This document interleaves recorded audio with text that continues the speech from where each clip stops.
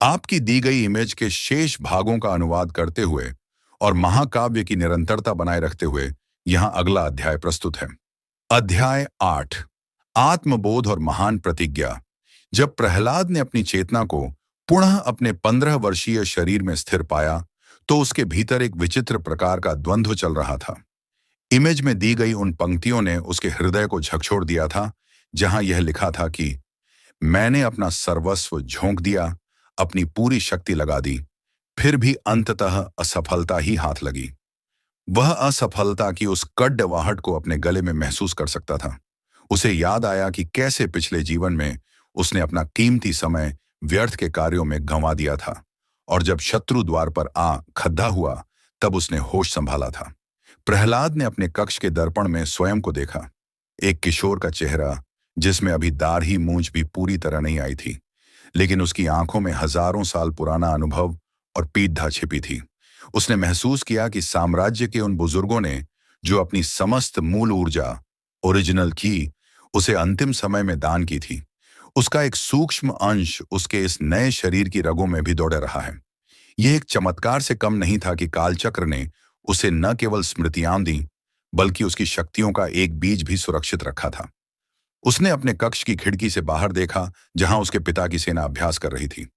उसे पता था कि इनमें से कई योद्धा भविष्य के उस भयानक युद्ध में मारे जाएंगे यदि उसने अभी से तैयारी शुरू नहीं की। प्रहलाद ने मन ही मन उन 10 वर्षों का हिसाब लगाया जो उसने पिछले जन्म में बर्बाद किए थे।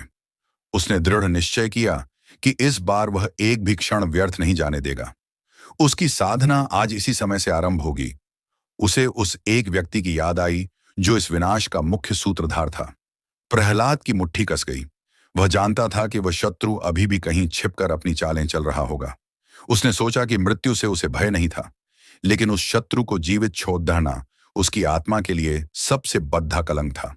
उसने संकल्प लिया कि इस बार वह केवल रक्षा नहीं करेगा, बल्कि वह उन विदेशी आक्रमणकारियों के आने से पहले ही उनकी जड़ ढेंग खोद देगा। प्रहलाद ने अपने भीतर की सोई हुई ऊर्जा को जागृत करने के लिए ध्यान लगाया। उसे वह मंत्र याद आया जो उसे अंतिम क्षणों में गुरुदेव ने दिया था। जैसे ही उसने उस मंत्र का उच्चारण किया, उसके चारों ओर की वायु में एक सिहरन दौड़ गई। उसे आभास हुआ कि इस बार इतिहास की पटकथा वह स्वयं अपने रक्त और पसीने से लिखेगा। उसने अपनी माता द्वारा लाए गए उस भोजन की ओर देखा और उसे ग्रहण किया, क्योंकि उसे पता था कि आने वाले वर्षों में उसे एक अत्यंत कठिन तपस्या से गुजरना है। वह अब केवल एक राजकुमार नहीं था, वह भविष्य का वह मानव सम्राट था जिसे नियति ने समय के पार भेजा था ताकि मानवता का अस्तित्व बचा रहे।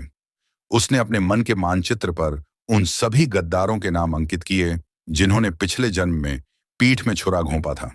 प्रहलाद का प्रतिशोध अब न्याय की मशाल बनने वाला था। अगला कदम।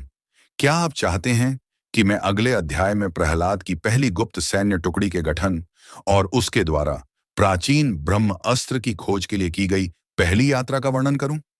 या आपके पास कोई और इमेज है जिसका अनुवाद करना है?